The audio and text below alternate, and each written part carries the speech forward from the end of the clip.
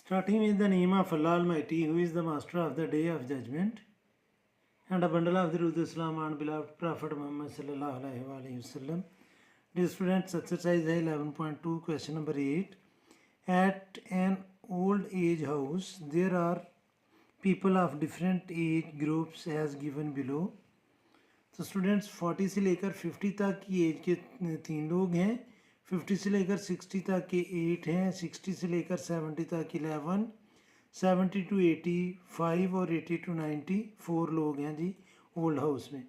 Find an average median age of people residing in that old age house.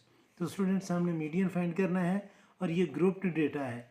इसको मैं already mention कर चुका हूँ ताकि हमारा टाइम सेफ हो. तो स्टूडेंट्स इसके लिए ग्रुप डेटे के लिए हमारा जो फार्मूला होता है मीडियन का वो बड़ा इंटरेस्टिंग है, उसको आपने याद करना है. वो फार्मूला होता है स्टूडेंट्स मीडियन इज इक्वल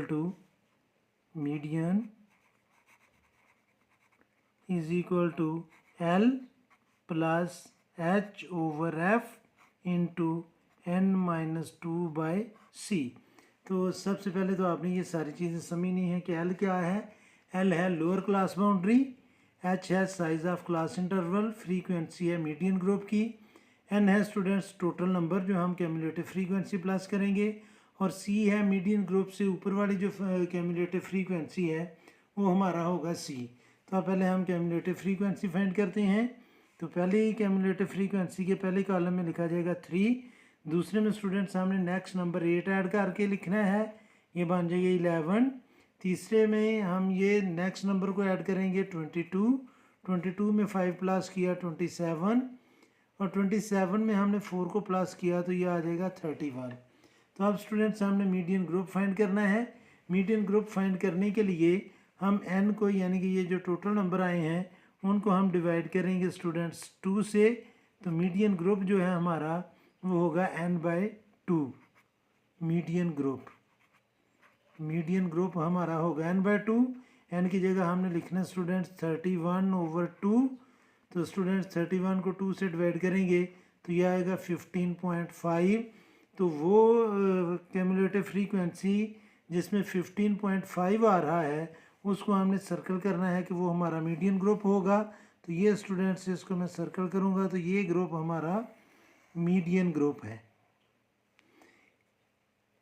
दोबारा इस चीज़ को समझें कि मीडियन ग्रुप हमने कैसे फाइंड करना है. जितने भी हमारा सम ऑफ फ्रीक्वेंसी है 31 इस क्वेश्चन में, उसको हमने 2 से डिवाइड करना है. तो जो नंबर आएगा वो जिस कैमुलेटिव फ्रीक्वेंसी ग्रुप में आ रहा होगा वो नंबर, जैसे ये 15.5 है तो ऊपर तो 11 है और इसमें है 22, तो 15.5 इस ग्रुप में आ रहा है. तो ये हमारा ग्रुप जो है स्टूडेंट्स इसको हम कहेंगे कि ये मीडियन ग्रुप है. मीडियन ग्रुप से ऊपर वाली जो कैमुलेटिव फ्रीक्वेंसी है वो है स्टूडेंट्स हमारी सी, यानी कि ये सी है, ये हमारा एफ है. और इस ग्रुप की जो लोअर क्लास बाउंड्री है, ये क्लास बाउंड्री है क्योंकि अपर लिमिट और लोअर लिमिट सेम है. तो ये जो 60 है ये हमारा एल है.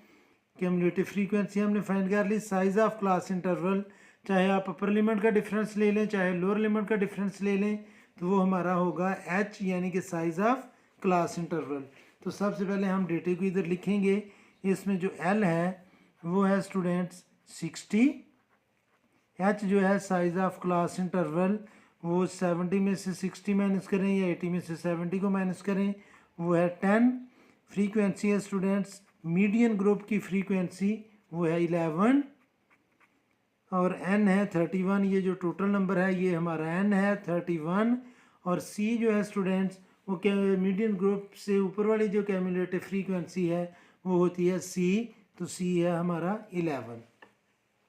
इस फार्मूले को याद करने का स्टूडेंट्स एक ट्रिक है, इसको आपने माइंड में रखना है कि मीडियन इज इक्वल टू, ये आप यही समझिए कि ये जिगाड़ है जैसे पंजाबी लोग पाकिस्तानी लगा लेते हैं कि Laiba hates fruit and multiply को कहते हैं not to C.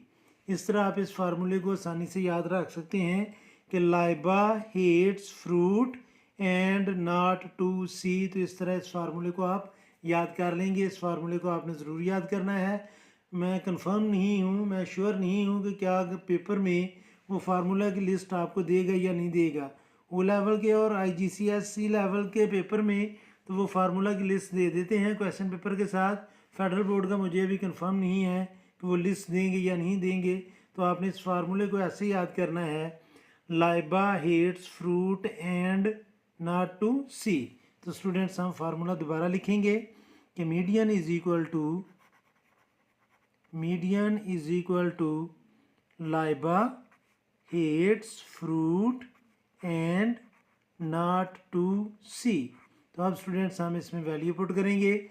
Lower class boundary है 60 plus size of class interval है 10, फ्रीक्वेंसी है मीडियन ग्रुप की 11 और n है हमारे पास 31। n/2 हम ऑलरेडी फाइंड भी कर चुके हैं, आप डायरेक्ट भी ये लिख सकते हैं n/2, तो वो वैल्यू आप डायरेक्ट भी इधर लिख सकते हैं 15.5 और c की वैल्यू है स्टूडेंट्स 11।